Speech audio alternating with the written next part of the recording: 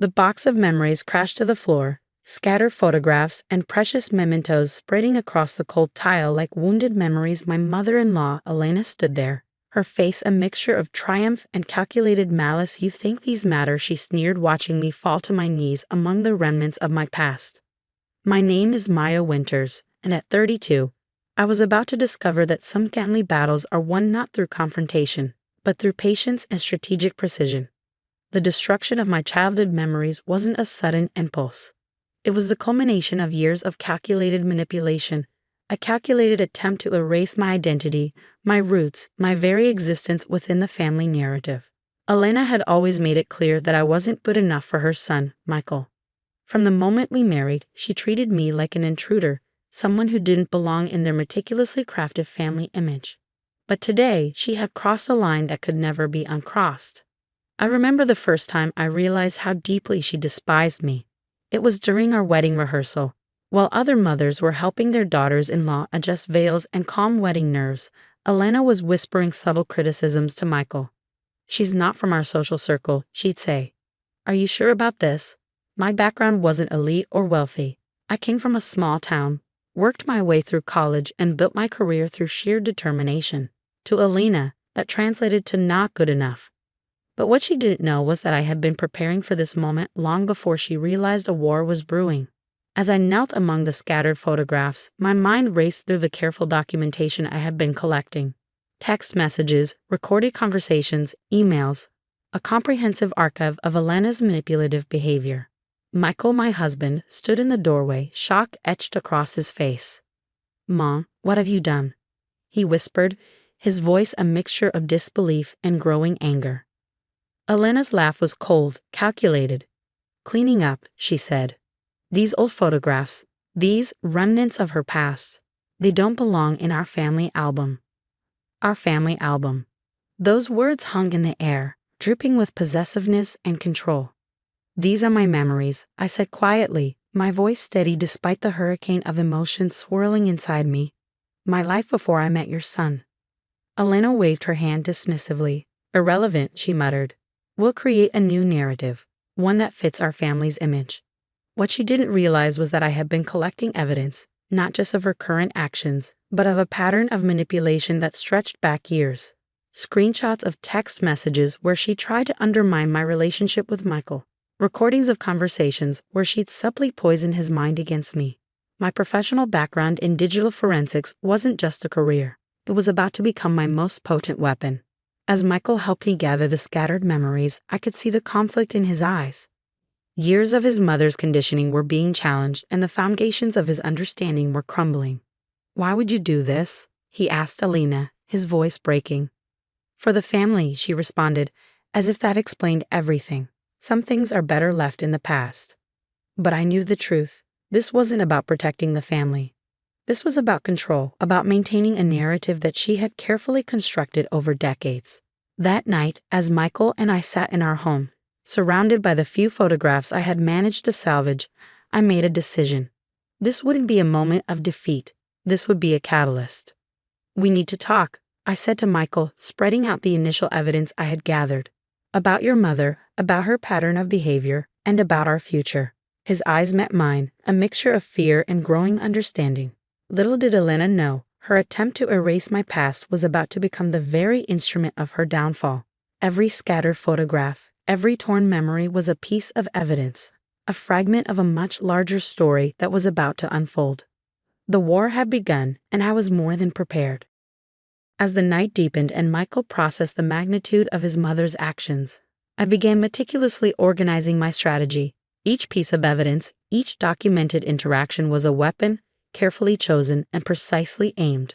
Elena thought she was eliminating my past. Instead, she was about to become the architect of her own exposure. The first phase of my plan was already in motion, and she had no idea what was coming.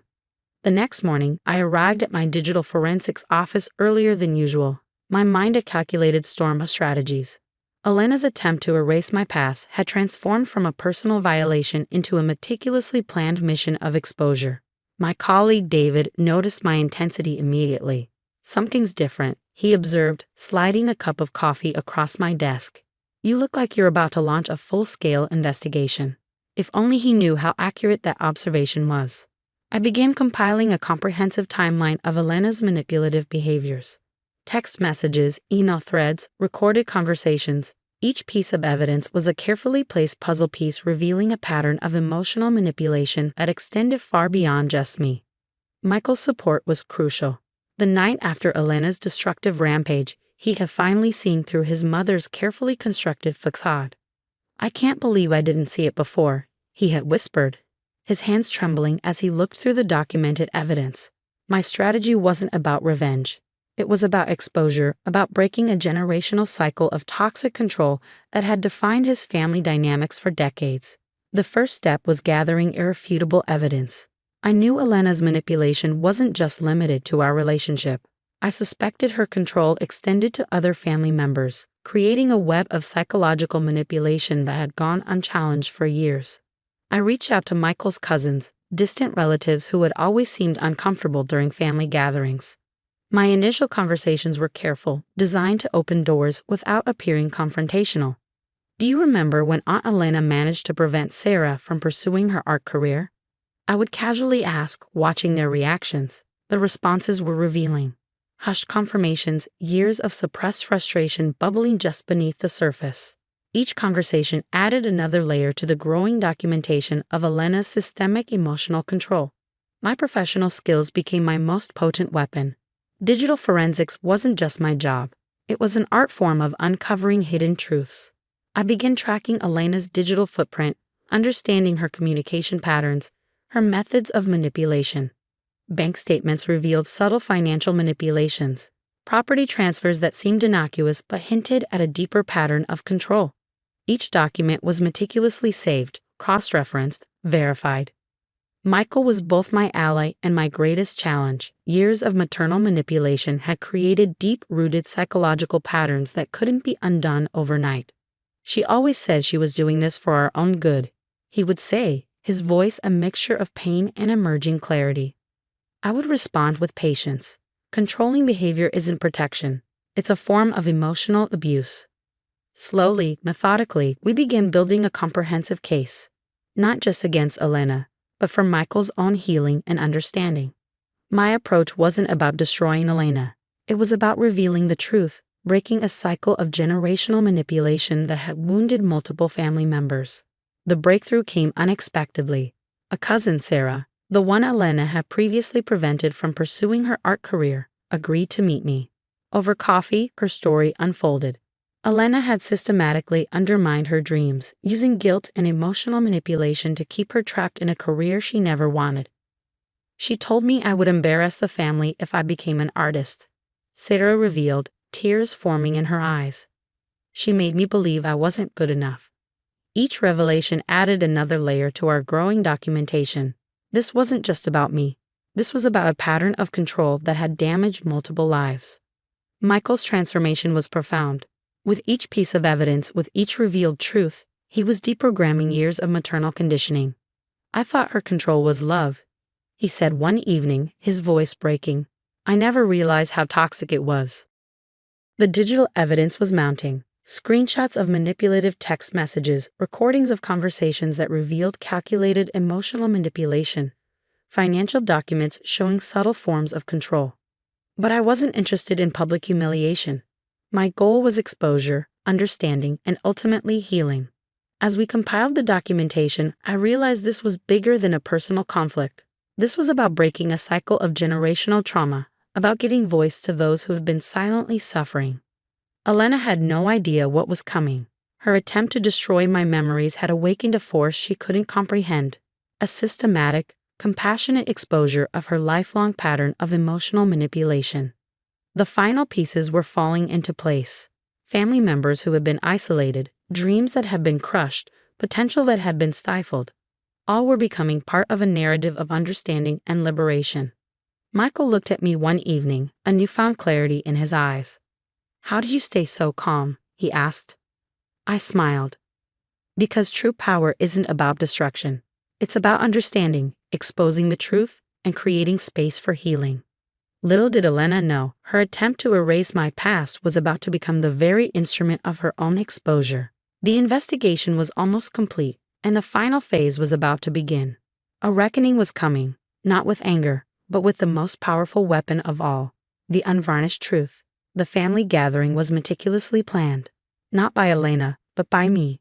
Each invitation, each carefully orchestrated detail was designed to create a moment of ultimate revelation.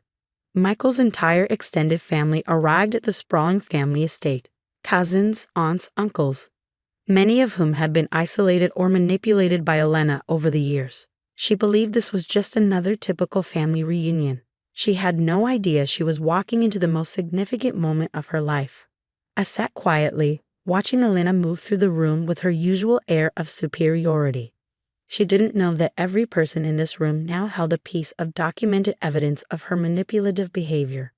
Michael stood beside me, his hand finding mine, a silent testament to the journey we had undertaken together. "Are you ready?" I whispered. He nodded, a calm determination replacing the years of uncertainty and maternal manipulation. As dinner was served, the tension was palpable. Elena continued her performance of the perfect matriarch, unaware that her carefully constructed facade was about to crumble. I stood up, glass in hand, interrupting her mid-sentence.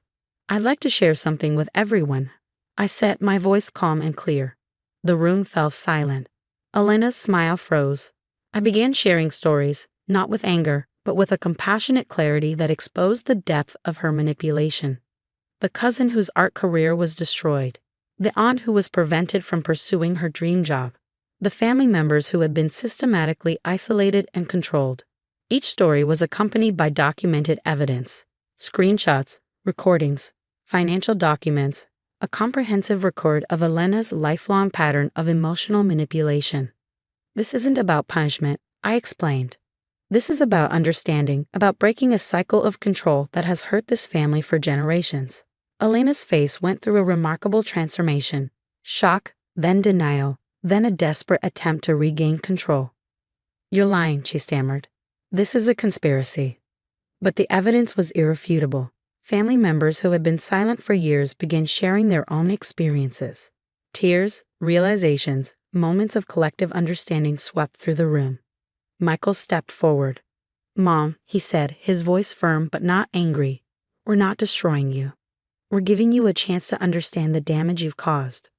The most powerful moment came when Sarah, the cousin whose art career had been crushed, spoke up. She shared her journey of rediscovery, of healing, of finally pursuing her dreams. "For years, I believed I wasn't good enough," she said, her voice breaking. "But I've learned that my worth isn't determined by fear or control." Elena's breakdown was not dramatic. It was a quiet unraveling, a moment of profound realization of the pain she had caused. As the evening progressed, something remarkable happened. The family began to reconnect, not through Elena's control, but through genuine understanding and compassion. Michael turned to me, tears in his eyes. "Thank you," he whispered.